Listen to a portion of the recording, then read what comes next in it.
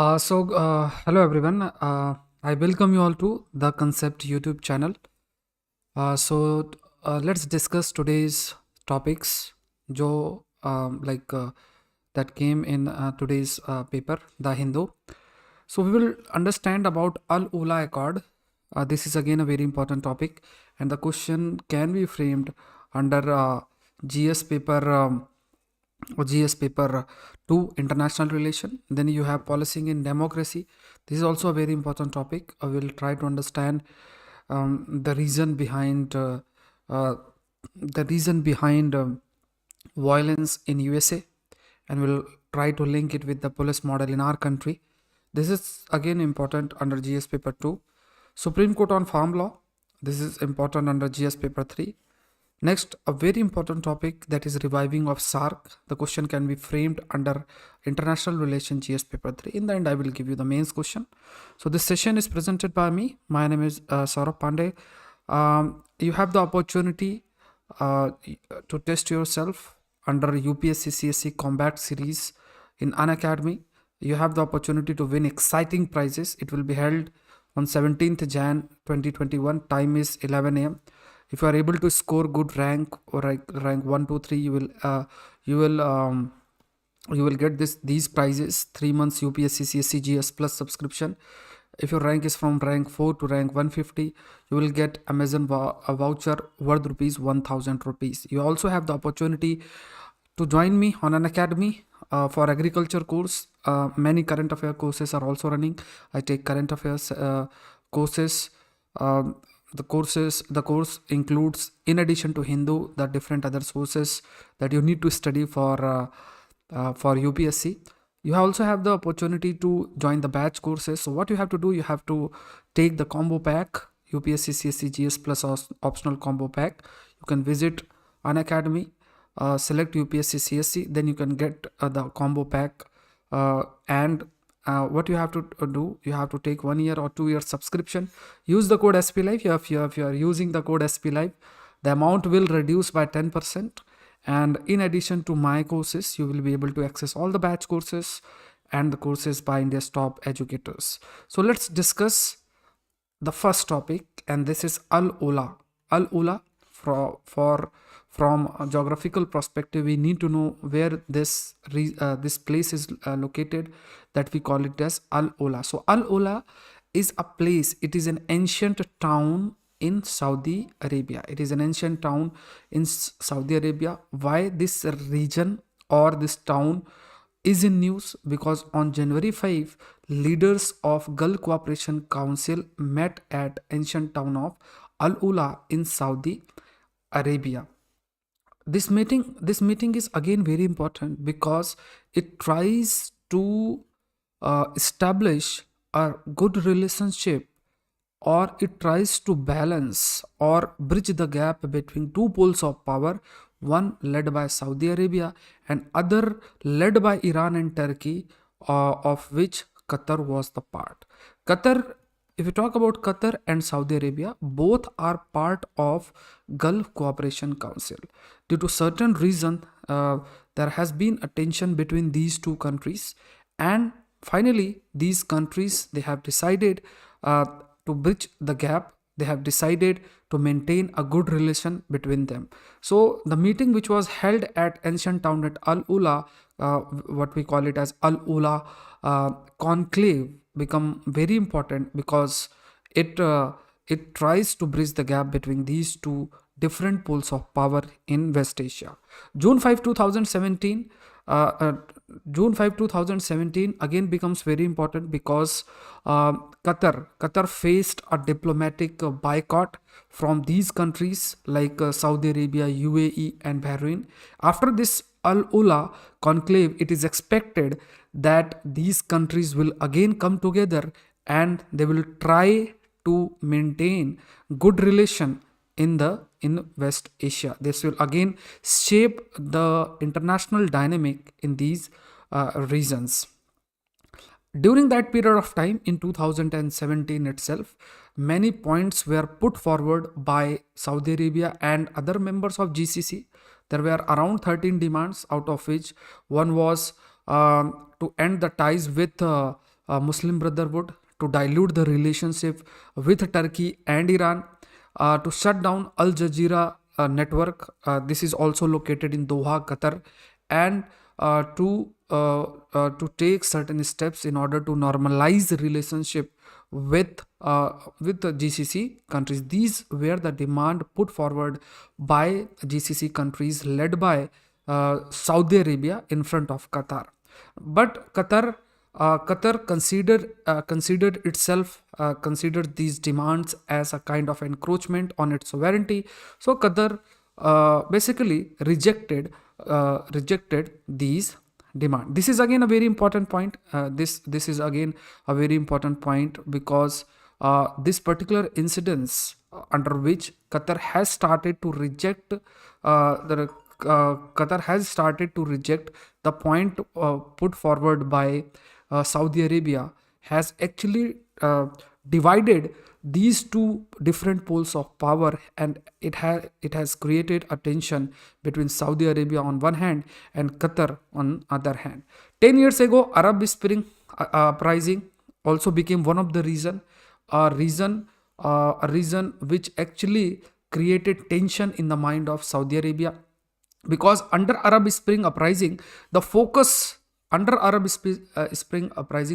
was to bring a democratic setup and to end the monarchy. This was the basic theme or basic idea behind this Arab Spring. The focus was to end the authoritarian rule and to move towards freedom and democracy. Many of the leaders in countries like Egypt or in countries like Tunisia, they had to leave their positions, and there was a democratic transition, especially in Egypt. One Muslim Brotherhood affiliated party came to power in Egypt. This was the major development during the Arab Spring. Also, Saudi Arabia tried to divert demand for domestic, because seeing the success of Arab Spring, Saudi Arabia rulers, they felt that if the success of democracy will be visible in West Asia or in Islamic world, it will also be responsible for generation of demand, similar demand in Saudi Arabia as well. This is the basic point that we have to consider. Now, these are the developments which have been taking place in Saudi Arabia at that point of time. In Egypt itself, Muslim Brotherhood, it tried to we can say integrate two different things. One was the Islamic principle that are followed, and the other is the Western style democracy. So Muslim Brotherhood became a unique way of governing the Islamic world. At one point of time, Islamic principles are also followed, and these Islamic principles are merged with Western style democracy. Saudi Arabia and UAE, they watched with certain tension. They thought that somehow this integration of or the approach followed by Muslim Brotherhood is somehow getting acceptability in the Islamic world, in West Asia. And the best example is that because of the kind of approach that Muslim Brotherhood followed actually resulted in the success of Muhammad Morsi being elected as a president in Egypt in 2012. They felt if this will continue, one day what will happen? One day the similar demand will arise in their country and the monarchy somehow will end in their country. And because of this fear, in 2013 they have supported the Egyptian army coup against Morsi. So all these developments were taking place. Qatar, which is also a GCC member, and it also carried different approach during that point of time. For example, there is a famous channel. This channel we call it as Al Jazeera channel.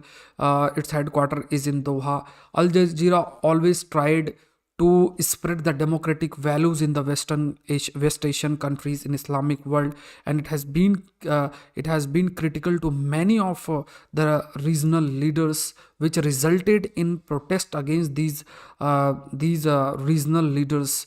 The countries like Saudi Arabia, UAE, they have started criticizing Qatar, that Qatar is somehow developing these kinds of opinion in West Asia.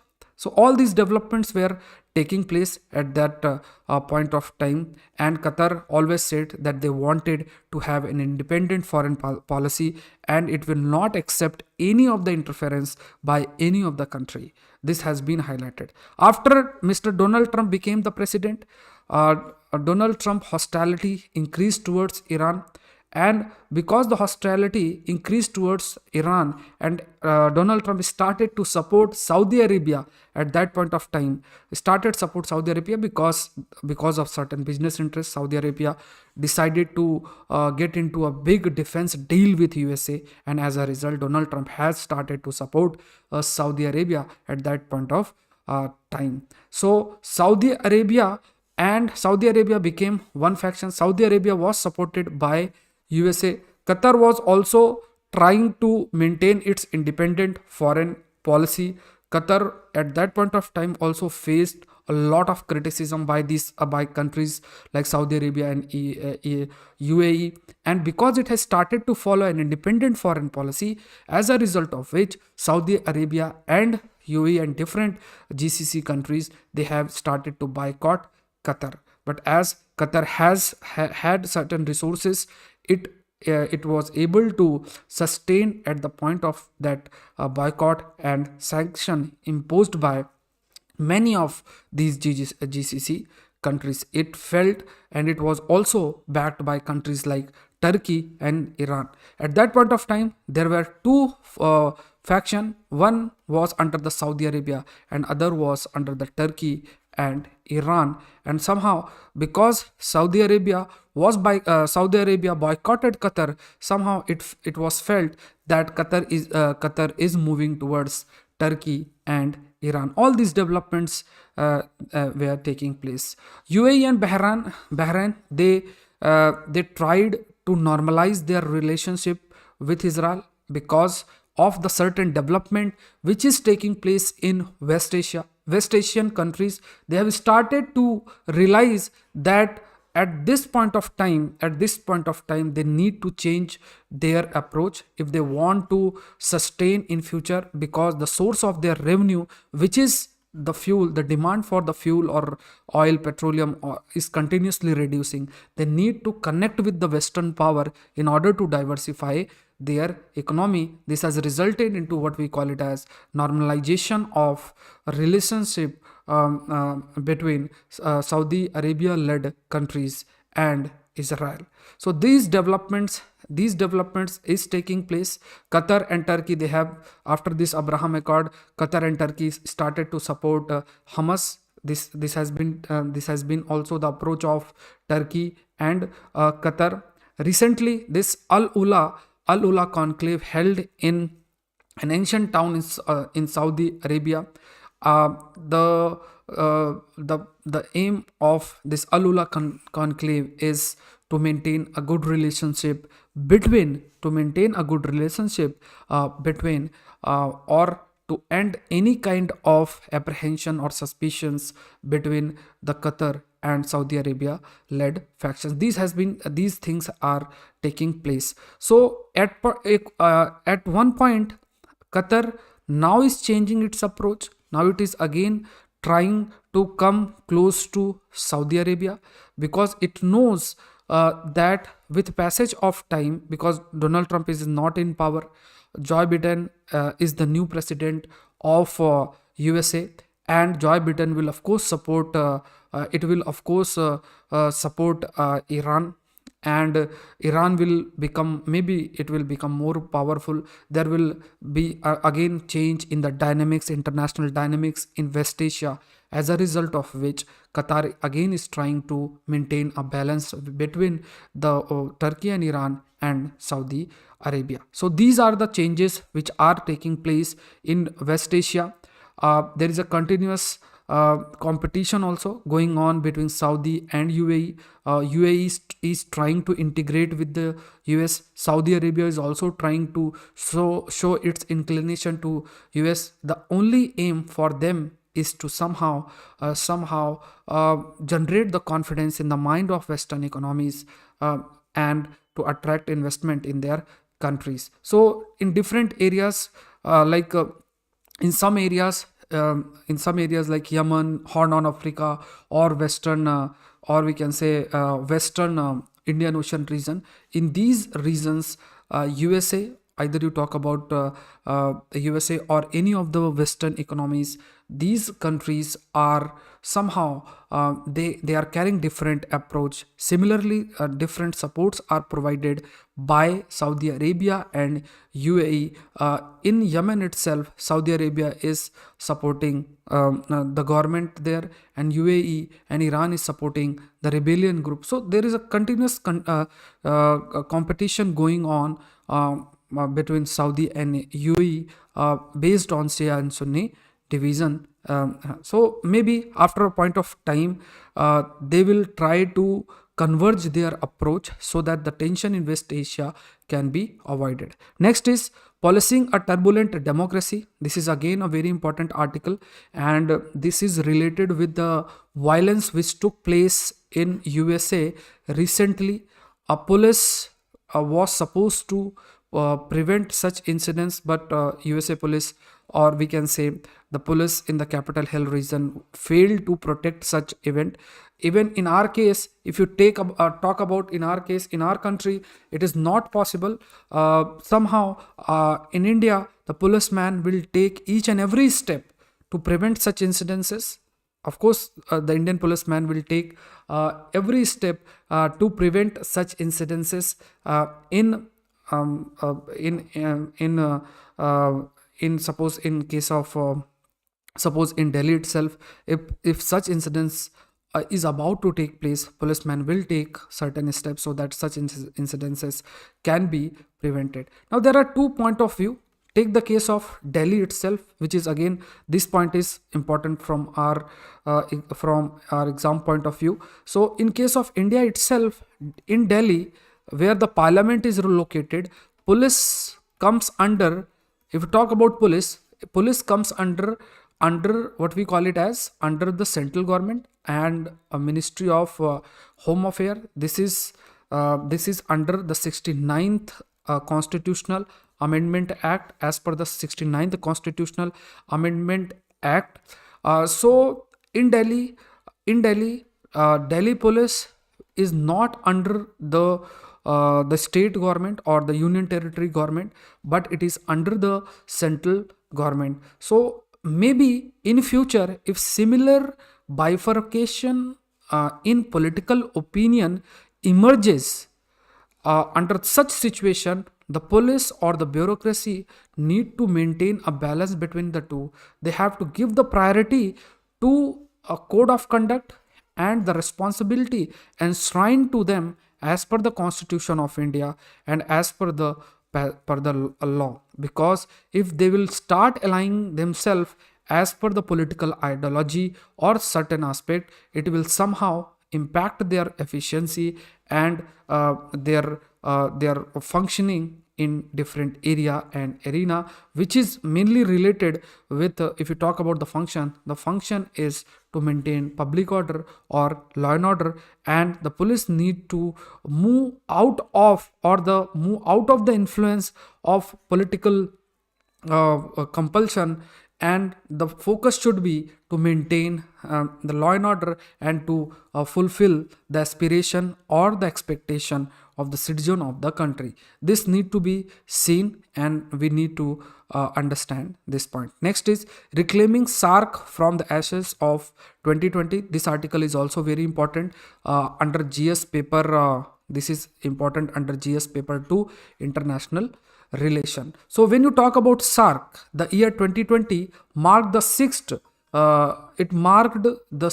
year since the leader of 8th nation that make up SARC were able to meet. Since last 6 years, no meeting took place and when you talk about the SARC, no meeting took place of SARC, and the basic reason that has been put forward is the tension between India and Pakistan. India has always emphasized that to continue the talk with Pakistan, it is required that Pakistan should take steps to end terrorism, or it should stop supporting the terrorism. In South Asia, if we talk about South Asia in general, in South Asia, if we want to counter the influence of China, it is again a pertinent thing, it is again a required thing that the revival of SARC need to be made. Because if the revival of SARC is not made, China will try to reach each country separately in a fragmented approach. So if we are a collective voice in the form of SARC, it will be difficult for China to penetrate in the South Asia. But China is using Pakistan to enter this area and to follow such approach under which it tries to connect each country separately. So India's problem with Pakistan on terrorism is the basic reason responsible for blocking SARC initiative, and the author says that if India has some problem or some reservation or certain points that put forward by India, so why India is continuing a meeting or attending such sessions in which Pakistan is also a part. For example, you can take the example of SEO meeting, or you can take the some other examples. For example, the meeting which took place New Delhi, even invited Pakistan Prime Minister in that. China, the tension is going between India and China. It is visible in line of actual control. We can see the tension in line of actual control also. The kind of tension that is taking place. So why didn't we stop our engagement with China? We are continuously engaging with China in SEO meeting, or RIC trilateral meeting, G20 meeting, and in different platforms we are engaging with China. Why can't we take such steps with Pakistan? This has been highlighted by the author.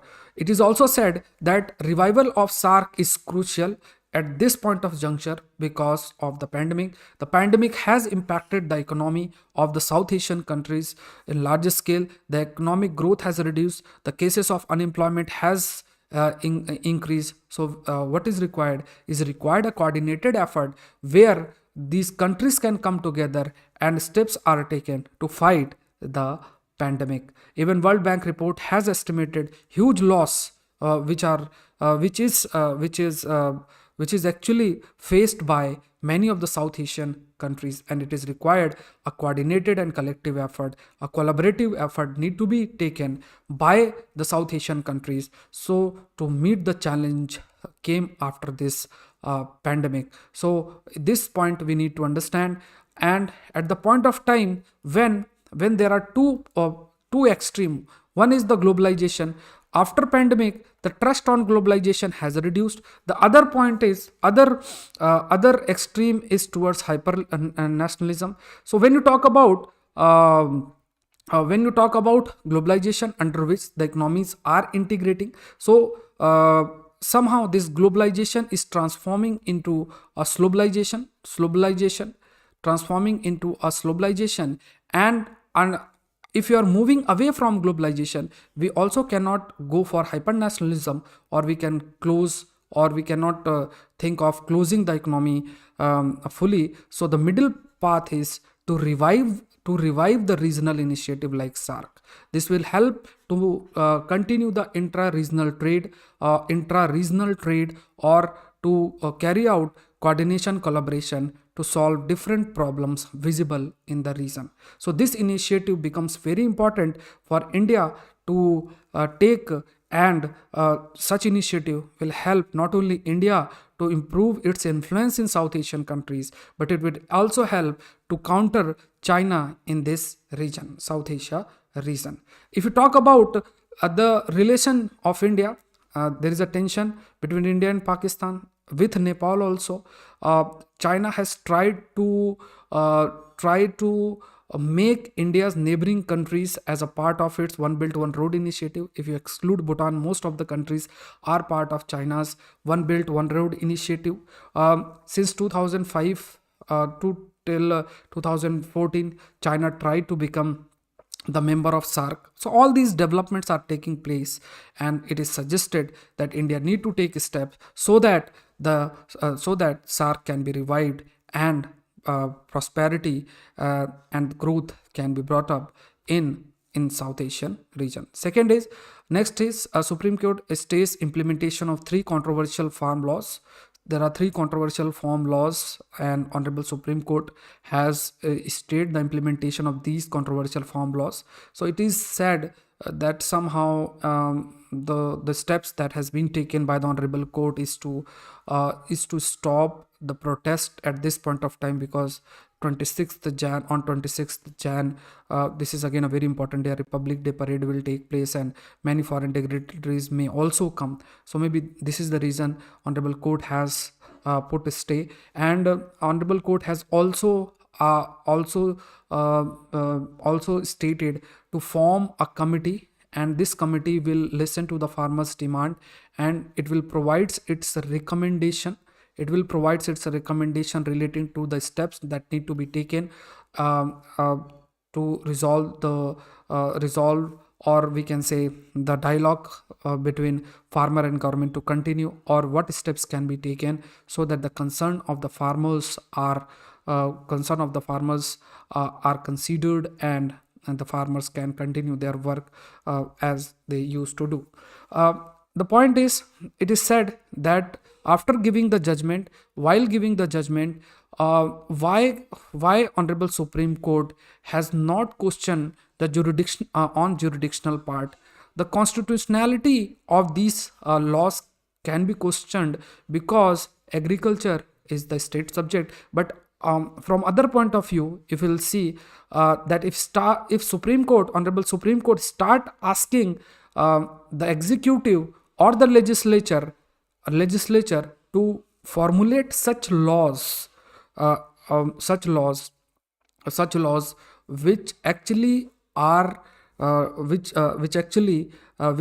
take into consideration the direction of the Supreme Court. So this will reflect that the Supreme Court, Honorable Supreme Court, is taking the lawmaking function, which actually is the function of legislature. This year the question was asked in this perspective, and this will result into judicial overreach, and it is totally against the principle, what we call it as, it is totally against the principle of separation of power. So these points we need to understand. Next is in Puducherry, election is to take place, and the tension is going on between the lieutenant governor and the political party which is in power. This is being done to attract more voter, and because of the politicization of the issue. In the end, the question is, to counter China in South Asia, revival of SAARC is must. You have to send your answer by 5:30 p.m. and I'm starting a 5 a.m. series from tomorrow onwards. Don't forget to watch the 5 a.m. series at 5 a.m. tomorrow onwards, and I request each of you to do like the session. Don't forget to subscribe the channel, and let's meet tomorrow in this. We will discuss the same aspect related with different topics. So thank you everyone.